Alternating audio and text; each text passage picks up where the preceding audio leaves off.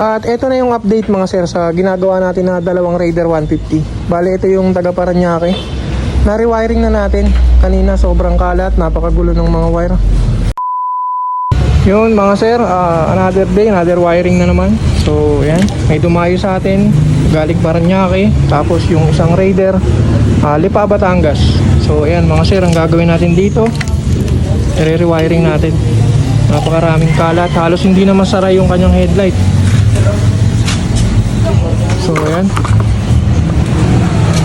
ito yung isa, nag-avail ng full package. Lahat ng pwedeng ikakabit natin. Pero gagawin natin na malinis kahit marami naka-install. So yan, trabaho na tayo. Let's go. A few moments later. At ito na yung update mga sir sa ginagawa natin na dalawang Raider 150. Bale ito yung taga Paranaque. Na-rewiring na natin. Kanina sobrang kalat, napakagulo ng mga wire. Bale ito 80% na to. So ito na lang yung magiging wiring niya. Ito kasi yung nahuling dumating. Ang nauna yung taga Lipa, Batangas. Ito yung pagkakagawa natin mga sir. Ayan, napakalinis. Loaded ng accessories pero yan, ganyan siya kalinis. Dito, isang linya lang. Pinabitan natin to ng PIA na original. Ito yung pagkakagawa natin mga sir. Full wave conversion din pala natin. Tapos yan, naka-fuse, naka-terminal, adjustable flasher relay. Napakalinis mga sir. Naka-ano rin pala to, Honeywell switch version 2. Ganun din yung kabila. So ayan mga sir, buuin na natin. Tapos testing natin lahat ng mga naka-install. A few moments later. At yun mga sir, natapos na natin tong Raider 150 na galing pa ng Lipa, Batangas. Bali testingin natin yung mga naka-install. So kinabitan natin siya ng 2-way alarm system, Senlo X1 GT, naka-original PIA loud horn, Honeywell switch version 2, naka 2-way alarm. So loaded siya mga sir. Testingin natin. Yan, meron tong keyless start, kahit walang susi mag-i-start. Check natin yung mga ilaw niya, pagsabay-sabay natin ng bukas.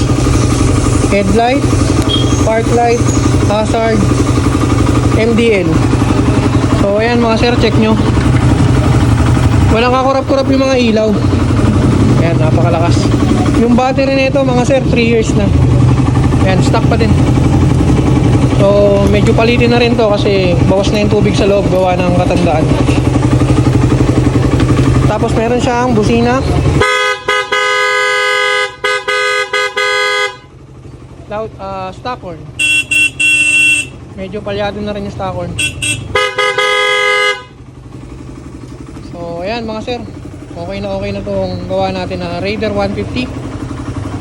Ito nga palang isa, patapos na rin, galing pang Paranaque. At yun na mga sir, natapos na natin tong Raider 150 na dinayo pa tayo dito sa Camarin, Caloocan. Bali taga Paranaque sila. Ito na siya mga sir.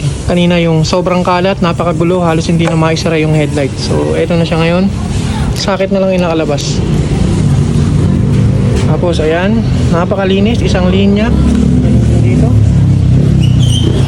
Bali, pinalitan din natin to ng full wave na regulator dahil naka full wave na to dati pa. Kaso luma na yung regulator.